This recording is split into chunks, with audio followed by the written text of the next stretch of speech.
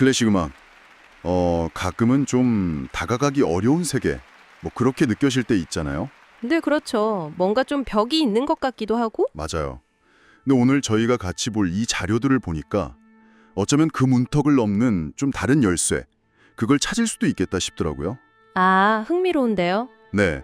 그래서 오늘은 이걸 바탕으로 클래식을 뭐랄까 부담 없이 또 당신의 일상이나 감성에 맞춰서 좀 즐겨보는 방법들? 그런 관점을 좀 탐구해볼까 합니다. 좋습니다. 단순히 뭐 듣는 법, 이걸 넘어서 좀 새롭게 경험하는 방법에 초점을 맞추는 거네요. 네, 맞아요. 많은 자료들이 그 클래식 감상에서 뭐 지식이나 분석 이런 것보다는 그냥 직관적인 느낌 여기서 출발하는 게 중요하다 뭐 이런 얘기를 하더라고요. 아, 그렇죠. 첫걸음부터 막 너무 알려고 하기보다는 그냥 그 소리 자체랑 나랑 어떻게 연결되나 그걸 찾아가는 여정인 거죠. 네, 바로 그거예요. 그래서 첫 번째 관점이 바로 이해보다 느낌. 느낌. 네, 자료에서도 보면 뭐 복잡한 음악사나 형식 분석 예를 들면 뭐 18세기 후기 고전주의 양식 막 이런 딱딱한 정보 있잖아요. 네네, 어렵죠. 그런 거 말고 그냥 음악 딱 들었을 때 좋다, 편안하다, 아니면 뭔가 막 벅차오른다 이런 감정적인 반응 여기에 주목하라고 하더라고요. 그게 먼저다. 네, 뭐 바흐 들으면 느껴지는 그런 질서정연함 같은 거 있잖아요. 아니면 모차르트는 되게 투명하고 즐겁고 맞아요. 완전 반짝이는 느낌. 베토벤은 또 엄청 깊고 강렬한 에너지가 느껴지고 그렇죠, 그렇죠. 여기서 사실 뭐 한 걸음만 더 들어가 보면요. 작곡가들이 왜 그런 느낌을 주려고 어떤 장치를 썼나? 이런 걸 살짝 볼 수도 있긴 해요. 아, 정말요? 예를 들면요. 네, 예를 들어 바흐의 그 대위법이라고 여러 멜로디가 막 얽히는 방식 있잖아요. 네네. 그게 약간 지적인 안정감을 준다면 뭐 드뷔시 같은 경우는 일부러 화성을 좀 모호하게 써서 꿈꾸는 듯한 분위기를 만들죠. 오, 신기하네요. 근데 물론 처음부터 이걸 막 분석할 필요는 전혀 없고요. 그냥 왜 이런 느낌이 들지? 이런 궁금증이 생길 때 이런 배경이 있구나 하고 알면 감상이 더 깊어질 수 있다는 거죠. 아하. 핵심은 여전히 그냥 당신 마음이 먼저 반응하는 거. 그게 제일 중요해요. 그렇군요. 그러니까 감정이 이끄는 대로 쭉 따라가다 보면 이거 왜 이러지? 하고 자연스럽게 더 알고 싶어지는 순간이 온다. 뭐 이런 거네요. 맞습니다. 근데 또 감정에만 집중하다 보면 특히 그 교향곡처럼 엄청 긴 곡들 있잖아요.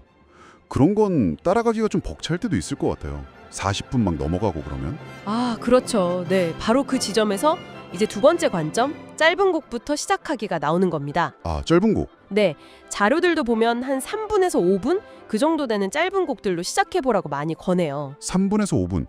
예를 들면 어떤 게 있을까요? 뭐 쇼팽의 되게 섬세한 왈츠들 있잖아요.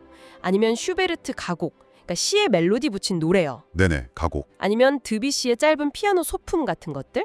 이런 곡들은 일단 집중하기가 좀 쉽죠. 그렇겠네요. 그리고 딱 끝나면 나 클래식 한 곡 다 들었다. 이런 만족감도 주고. 아, 맞아요. 성취감 같은 거? 이게 쌓이면 긴 곡에 대한 부담감도 좀 줄어들겠네요. 그렇죠.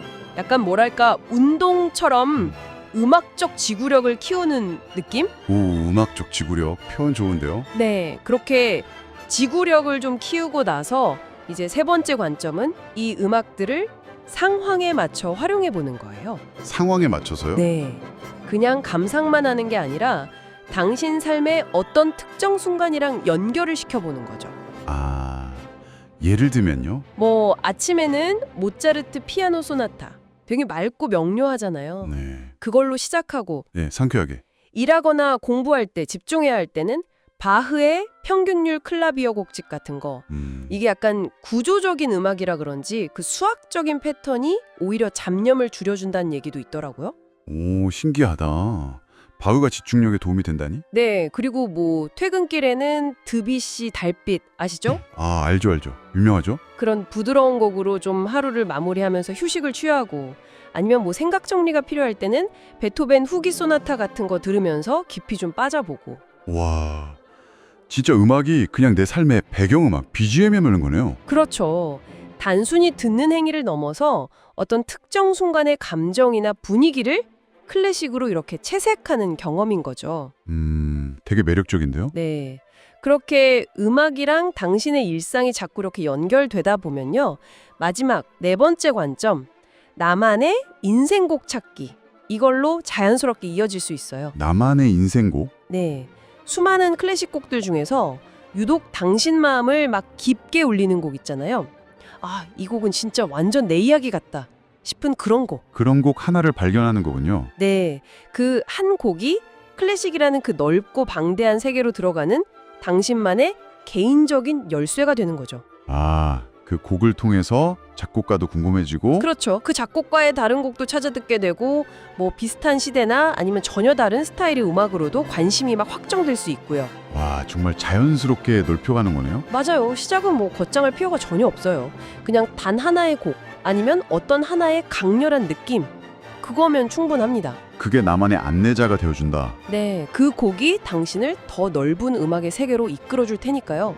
중요한 건 그 첫 연결고리를 찾는 경험 그거 자체예요. 오늘 저희가 쭉 얘기 나눠본 걸 정리하면 클래식을 좀 새롭게 경험하는 4가지 관점. 첫째는 분석보다 느낌을 따르고, 네, 감정 먼저. 둘째는 짧은 곡으로 시작해서 음악적 지구력을 좀 기르고, 그렇죠. 부담 없이. 셋째는 당신의 일상 속 상황에 맞춰서 음악을 활용해보고, 삶의 BGM처럼. 마지막으로 궁극적으로는 당신 마음을 정말 움직이는 인생곡을 찾아보는 것. 이렇게 정리할 수 있겠네요. 네, 맞습니다. 이 관점들이 클래식 음악을 당신의 삶 속에서 좀 더 가깝고 또 의미 있게 만드는데 조금이나마 도움이 되길 바랍니다. 네. 음악이 주는 그 위안이나 영감이라는 게 생각보다 되게 가까운 곳에 있을 수 있다는 생각이 드네요. 당장 내 플레이리스트 안에. 맞아요. 바로 거기 있을 수 있죠. 자, 그럼 오늘 당장 당신의 플레이리스트에 새로운 클래식 곡 하나 슬쩍 추가해보는 건 어떨까요? 좋습니다. 어쩌면 뭐 예상치 못한 순간에 당신의 하루를 좀 특별하게 만들어줄 바로 그 한 곡을 발견하게 될지도 모르잖아요. 클래식으로 한번 채워보고 싶으신가요? 한번 생각해 보시면 좋겠습니다.